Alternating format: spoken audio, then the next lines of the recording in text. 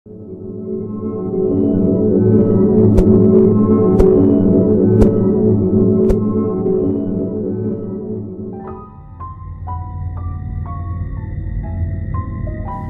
su parapsihički doživljaji počeli da se ispituju naučnom metodologijom, smele istraživače kopkalo je pitanje je li moguće ostvariti nekakav instrumentalni ili elektronski kanal komunikacije između sveta živih i mrtvih.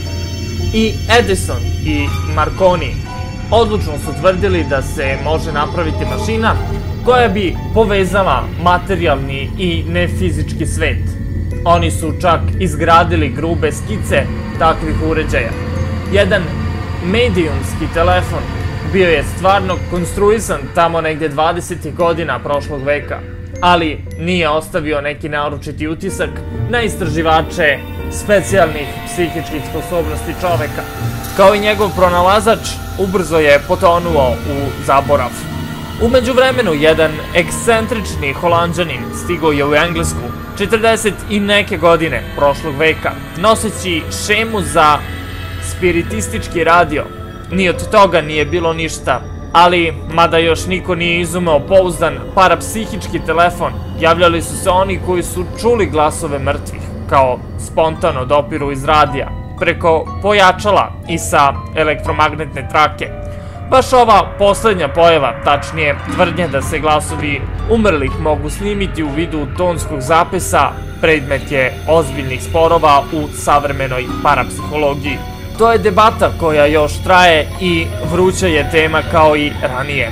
Ovaj fenomen prvi put je privukao pažnju široke javnosti 1960. godine, kada je 60-godišnji Friedrich Jürgensen, bivši operski pevač i filmski režiser, izjavio da je na magnetofonu uspešno snimao glas svoje pokojne majke. Šta više, tvrdio je on, to može svako pod uslovom da se pridržava nekih pravila. Ipak, nije sasvim jasno na koji je način Jürgensen zapazio tu pojavu, jer je on sam dao dve verzije događaja. Govorio je da je slučajno došao do ovog otkrića dok je snimao cvrku ptica u svom dvorištu. Preslušavajući snimak, čuje glas svoje majke kako ga doziva po imenu između dva cvrkuta ptica. Jürgensen je naravno bio toliko iznenađen da je pokušao da ponovi ovaj neverovatni događaj na taj način što je sistematski snimao cvrkutanje ili je jednostavno uključivao magnetofon dok je normalno razgovarao sa živim prijateljima i rođacima. I gle čuda, kada bi reprodukovao te snimke, često je na njima otkrivao dodatne glasove. Ponekad su izgovarali imena prisutnih u sobi, a povremeno čak i komentarisali ranije razgovore. On je sam sve ovako opisao. Posle neprijatnog iznenađenja koje sam doživao snimajući pesme jedne zebe, prvo sam pretpostavio da je moj magnetofon oštećen prilikom putovanja iz grada na selo, ali onda sam shvatio da zbrka na snimku nije slučajna. Nekoliko nedelja kasnije ponovio sam eksperiment u jednoj maloj šumskoj kolibici. Nisam imao pojma šta očekujem. Proturio sam mikrofon kroz prozor, samo snimanje proteklo je bez teškoća. Kada sam pustio snimak, čulo se cvrkutanje u daljini, zatim tišina, iznenada nijotkud razlegao se jedan ženski glas na nemačkom. Friedl, moj mali Friedl, čuješ li me? Imao sam utisak da je to bilo izgovoreno sa ogromnim naporom i glas je zvučao zabrinuto. Ali siguran sam i bez trunke sumnje da je to bio glas moje majke, koji me je zvao po imenu. Moja majka je umrla 4 godine ranije u Švedskoj. Tako je sve počelo.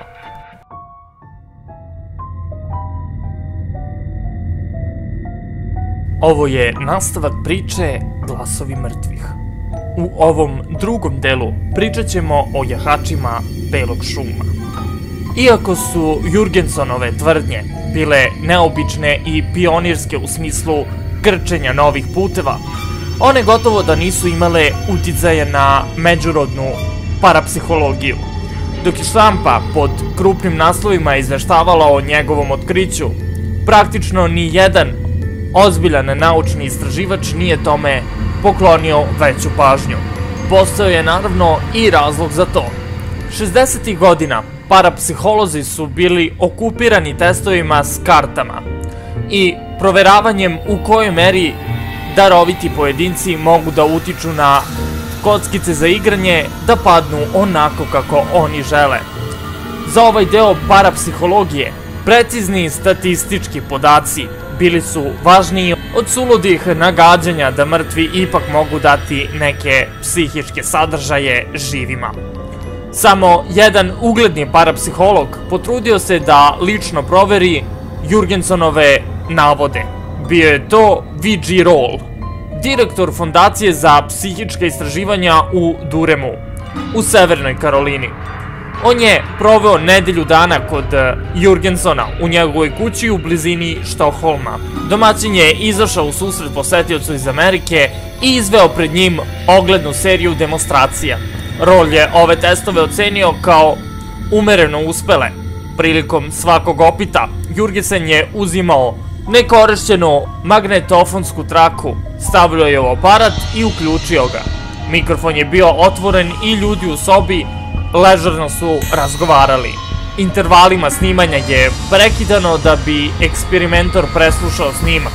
U 4 slučaja magnetofon je registrovao slabe, nerazgovetne zvuke koji su mogli da potiču od prisutnih lica, ali 5. put desilo se nešto neobično. U jednoj pauzi u razgovoru, kao da je neki muški glas izgovorio švedsku reč bereta, reč ili saopštiti. Niko od prisutnih nije se sećao da je to kazao ili čuo u kratkom odlomku vođenog razgovora. Reč je bila vrlo razgovetna. Izveli su još 4 probe. Pošto je Jurgensen uobičajenim glasom rekao da sačekamo, čula su se 3 kratka udarca, a odmah zatim i sasvim jasna reč varte, na nemačkom čekati ili čekaj. Najzad 6 lupkanja, 3 puta u paru i neko je opet na švedskom izgovorio uspostavi pravi kontakt. Otkako je otkrio efekat snimljenih, nestvarnih glasova, Jurgenson je obelodanio još neka otkrića i izumeo nove metode snimanja. Švedski eksperimentor snimao je direktno iz radija. On je uređaj za registrovanje zvuka prikačio na radio koji je prethodno bio podešen na međufrekventni opis belog šuma. Snimio je nekoliko minuta, a zatim preslušao zapis.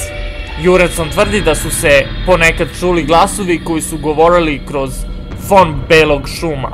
On je osim toga bio uveren da prilikom snimanja na magnetofon ljudskog govora sa radija na komercijalnim talasnim dužinama ponekad intervenišu glasovi bića, koji vešto izobličuju govor i restruktiraju ga da bi stvorili nove reči i poruke. Ovi glasovi povremeno se služe mešavinom jezika. A šta vi zapravo mislite? Da li je moguće ostvariti kontakt sa onim svetom pomoću belog šuma?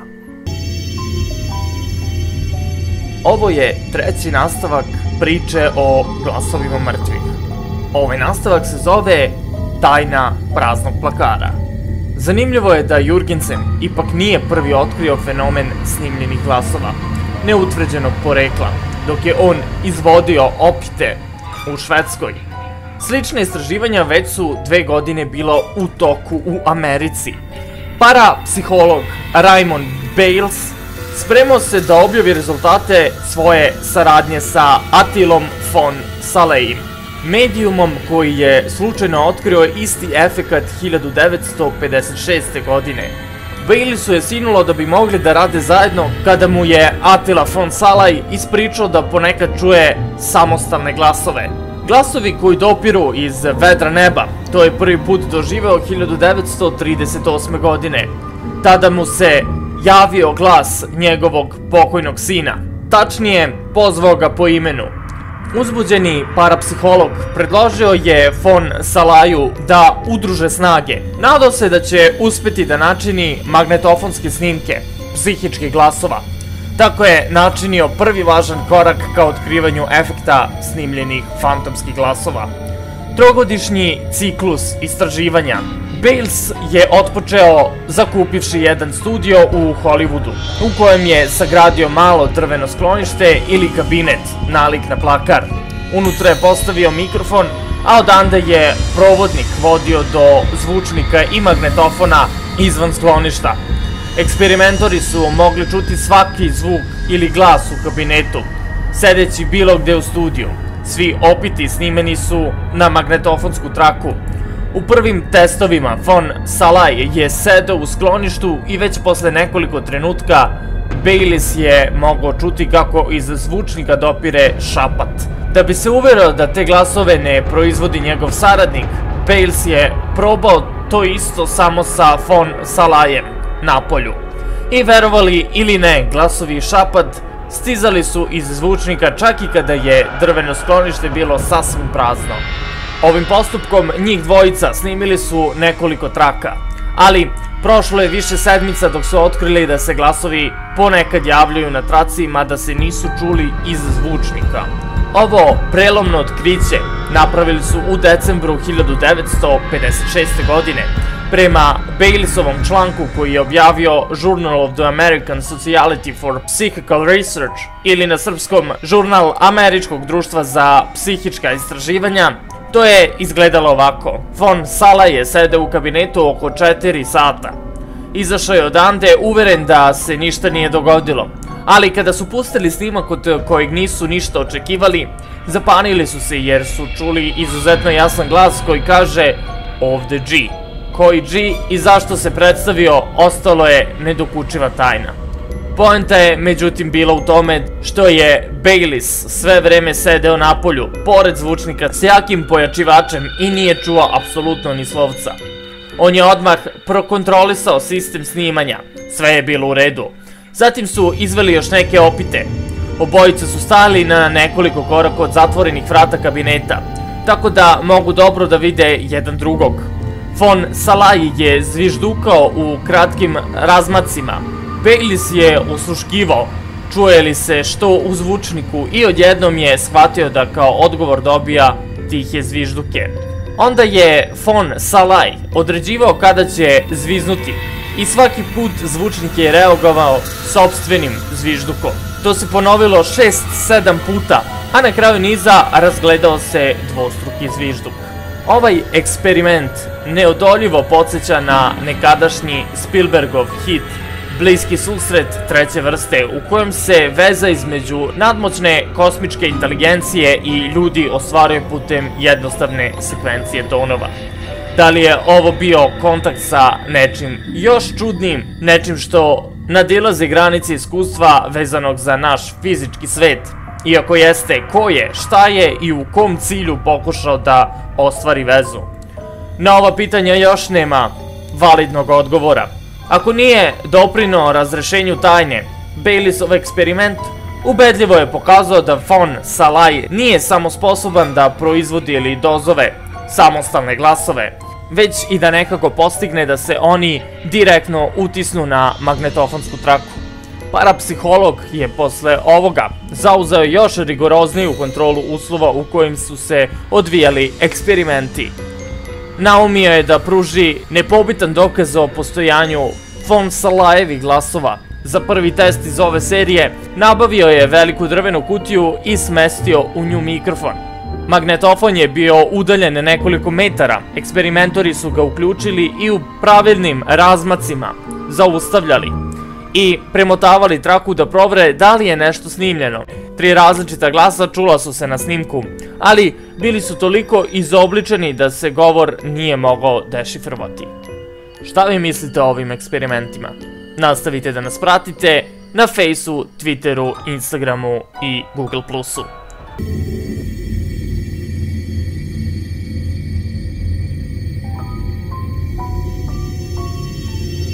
Pozdrav svima, hvala što nas pratite. Ovo je 4.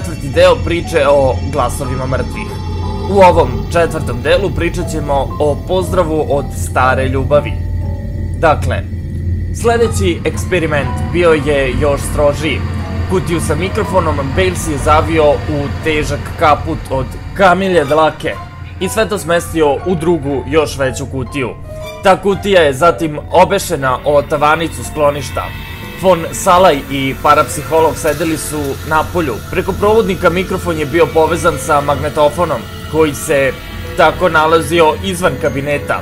Rezultati su bili uspešni kao i ranije. Magnetofon je snimio ljudski šapat, ali kako kada se kutija nalazila u kutiji, a sve to u izolovanom kabinetu. Kasnije, iste večeri, posle Baylisovog odlaska, von Sala je rešio da sam nastavi eksperimente. Sedeći u kabinetu, s vremena na vreme vraćao je traku i slušao snimke. Pošto u skloništu nije čuo samostalne glasove, pomislio je da od njegovog pokušaja nema ništa. Međutim, kada je oslušao traku, da je na njoj snimljen ženski glas koji prilično glasno kaže hot dog Arte. Da sve bude čudnije, glas je treperio od kikotanja. Von Sala je shvatio da se to na neki način utisnulo u traku, mada mu je prošlo mimo ušiju. I glas i reči imali su za njega specifično značenje. Davno je još kao mladić, on se sastajao sa jednom devojkom u Njujorku, u godinama siromaštva, oskudice i velike ekonomske krize. Bili su ljubavnici, ali oboje praznih džepova. I jedina večera kojom su sebe mogli da počaste bila su 2 hot doga za 5 centi na jednoj uličnoj tezgi. Ponekad su se šalili na račun takve večere i zaricali se da će je se uvek sećati. Von Sala godinama nije čuo za svoju staru ljubav, koja je već mogla biti mrtva. Uprkos činjenici što je izveštaj o njegovom radu objavljen u javnosti, ni Bales, ni von Sala, ni Jurgenson nisu u većoj nameri probudili interesovanja zajednice parapsihologa. Posle objavljanja članka o njihovom otkriću u glasilu Američkog društva za psihička istraživanja, oni nisu dobili čak ni jedno pismo sa molbom za bliže informacije.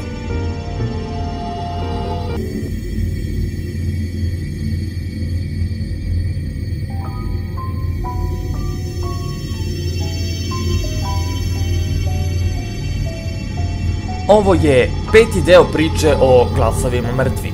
Potraga za Kostije. Godine 1970. jedan litvanski naučnik, nastanjen u Nemačkoj, dr. Konstantin Rodiv, šokirao je parapsihološku zajednicu na engleskom govornom području svojom knjigom Proboj, koja je pre toga objavljena u Nemačkoj. Rodiv je lično radio sa Jurgensenom i tvrdio je da i sam snima tajanstvene glasove pomoću magnetofona, kao i da će to rado demonstrirati svakom ko želi da ga poseti.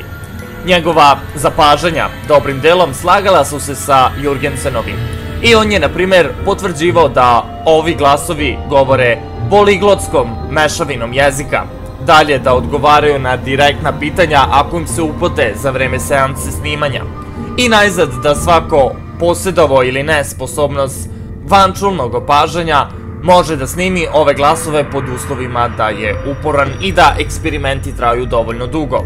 Međutim, Rodiv nije bio pristalica open mic tehnike, odnosno metode otvorenog mikrofona koji je primenjivao Jurgensen, i radije je snimao direktno iz radija na opseku belog šuma. Ovo mu je ponekad stvaralo probleme. Snimljeni glasovi najčešće su bili slabi i skeptici su govorili da su to u stvari fragmenti komercijalnih emisija, a nije ga baš proslavilo što je jedanput greškom snimio emisiju u Radio Luksemburga.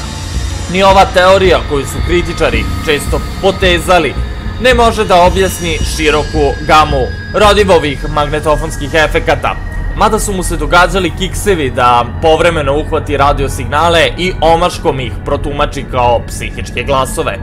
Bezbroj puta ovi glasovi jasno su izgovarali njegovo ime.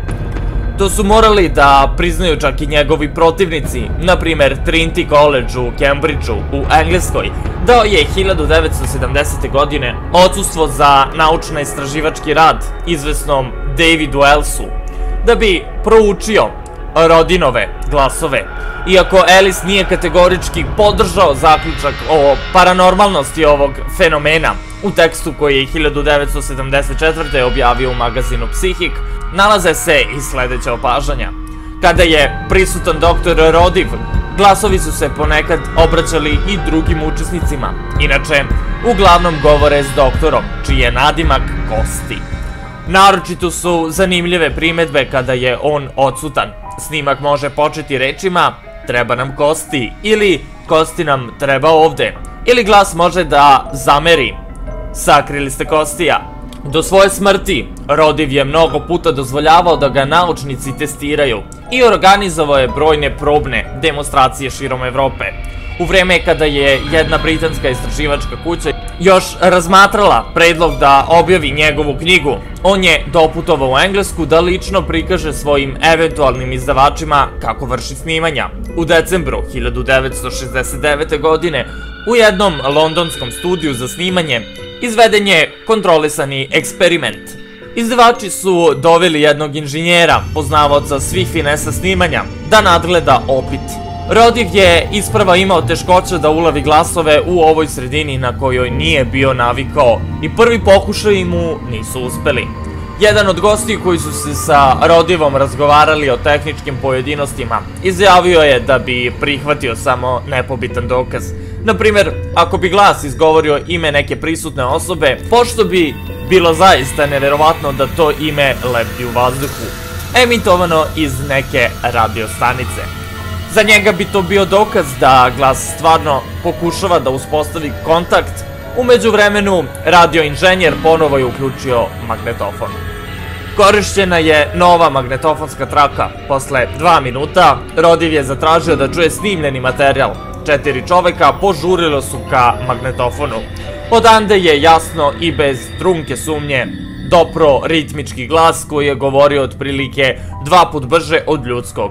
Rodiv tamo.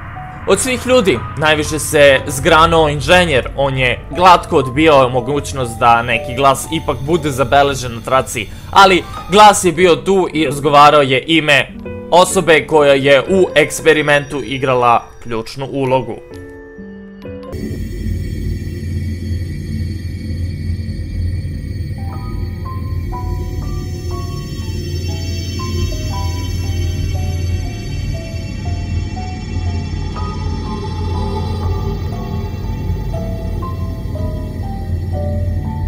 Ovo je pretposlednji 6. deo priče o glasovima mrtvih. Pronalazač psihofona. Rani eksperimenti Rodiva, Jurgensena i von Salaja sada pripadaju istorije parapsihologije. Ipak, mnogi ljudi i danas gaje pogrešne predstave o fenomenu snimljenih psihičkih glasova. Ovi glasovi nisu tako nestalni i gotovo slučajno artikulisani kao što misle neki kritičari. Oni ponekad šalju dugačke i jasne poruke ili odgovaraju na konkretna pitanja. Von Salajevi glasovi imali su karakterističan običaj da komentarišu ono što je govorio ili reči ljudi koji su bili u društvu sa njim. Za ilustraciju mogu poslužiti primjeri ovog fenomena iz prakse 2 nezavisna istraživača.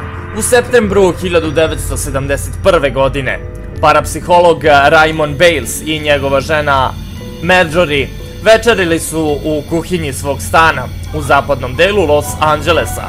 Bales je bio zlovoljan i rekao je supruzi da bi se rado odvojio od ostatka sveta. Marjorie je uzvratila da ona poznaje čoveka koji se potpuno izolovao od ljudi i postao pustinjak. Upotrebila je baš tu reč. Balesova reakcija mogla se predvideti. Rekao je da zavidi tom čoveku. Bračni par Bales nije imao pojma da von Salaj eksperimentiše sa magnetofonom u svom stanu. 20 km odatle, baš u trenutku kada su Bales i njegova žena raspravljali, von Salaj je snimio glas koji je rekao: Bales je postao pravi pustinjak. O jednom takođe neobičnom slučaju pod krupnim naslovom pisala je sva evropska štampa. Dr. Franz Seidel, austrijski inženjer i jedan iz prve garniture Rodivovih saradnika, takođe se aktivno bavio istraživanjem glasova. Krajem 60. godina on je iznao neke teorije zamerke, tvrdeći da mora postojati pogodniji način snimljanja nego metod otvorenog mikrofona ili sistem korišćenja radija, koji je propagirao njegov mentor. Seidel, koji po profesiji elektroinženjer, najzad je konstruisao zgodnu tehničku spravicu koju je nazvao psihofon, minijaturni radioprijemnik širokog frekventivnog opsega, spojen sa pojačivačem. Svaki glas primljen preko ovog instrumenta bio bi automatski pojačan i simultano snimljen.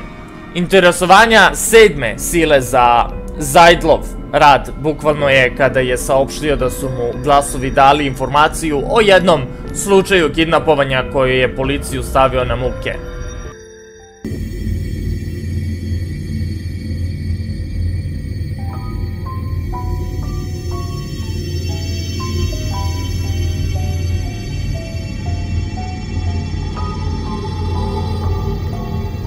Ovo je poslednji deo glasova mrtvih. Odakle ta energija? Ideja za ovaj neobični eksperiment sinula je Zajdlu u leto 1970. godine, kada je štampa objavila seriju natpisa o nestanku mlade žene koje je pošla da kupuje. Zajdl je odlučio da pripita glasove o nestaloj devojci i dobio je odgovor. Emanuel mare con dementiatis Paulo. Devojčini roditelji čuli su za ovaj opit, stupili su u vezi sa Zajdlom i objavili da je jedan od kampera koji su pratili njihovu ćerku zaista bio mladi Italijan po imenu Paulo. Nažalost, slučaj nikada nije rasvetljen, pa ne možemo znati koliko je poruka koju je primio Zajdl bila važna, ali to je još jedna potvrda da su glasovi sposobni da odgovaraju na pitanja i iznose razumna mišljenja i komentare, a to barem donekle baca svetlost i na njihovu prirodu. Nijedan glas koji izgovara ime eksperimentatora ili odgovara na pitanja nije slučajno uhvaćen delić neke radioemisije. Ipak, mora se priznati da je većina spiritističkih glasova rasplinuta, kapriciozna i da sadržaj njihovog govora ponekad teško dešifruju. Zato ovo područje istraživanja nije steklo veći broj poklonika u konverzacionalnoj parapsihologiji.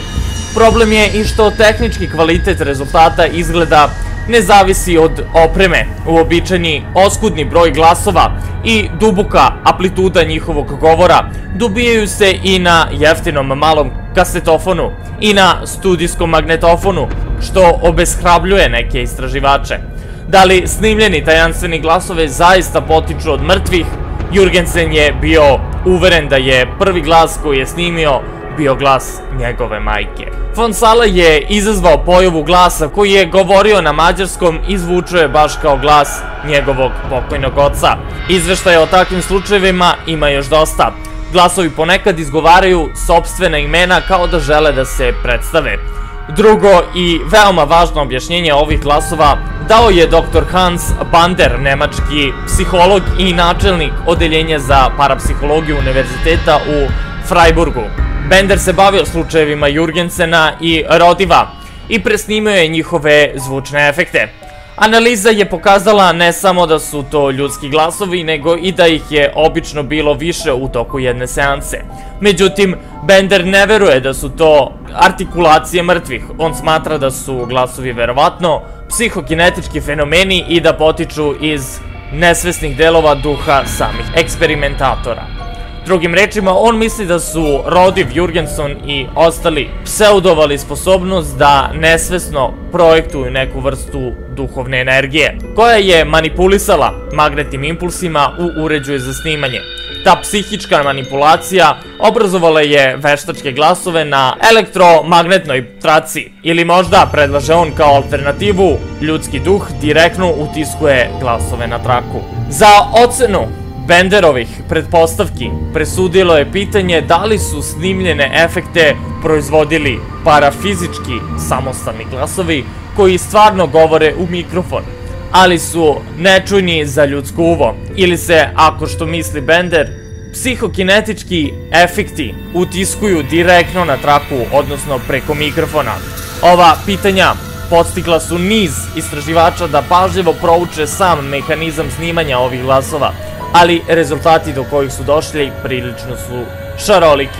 U svakom slučaju, zanimljivo je da većina ljudi koji su istraživale ovaj fenomen, Rodiv, Jurgensen, Welch, Zajdl, Bales i von Salaj, pre ili posle zaključivali da glasovi dolaze iz sveta mrtvih. Jedino je Richard Sheargold, britanski inženjer i parapsiholog, ostao neopredeljen. On smatra da su navedeni efekti elektronske prirode i da se presnimavanjem na magnetofon Beli šum iz radija sistematski preuređuje putem nekog psihičkog procesa da bi dominirao reči i zvuke koji imaju nekog smisla, ali njegovi eksperimenti ne isključuju mogućnost da to čine neki spoljni faktor. Možda je prerano nagađati ko i šta proizvodi ove glasove. Dr. Walter Uphoff, penzionisani profesor univerziteta koji se bavi istraživanjem snimljenih glasova, oštruumno primećuje kada je reč o tim glasovima: mene pre svega muči radoznalost otkud oni uopšte tamo. Želim da znam kako tamo dospevaju i kako da stabilizujemo kontakt. Danas tajanstvene glasove istražuju na desetine specijalista i amatera u Sjedinjenim Američkim Državama, Italiji, Nemačkoj, Austriji i u mnogim drugim zemljama. Ovo živo interesovanje za psihičku glasnost mogo bi dati rezultate tek kada se to dogodi. Moći će tačnije da se ocene čudni eksperimenti Jurgensena, Rodiva, Balesa i drugih.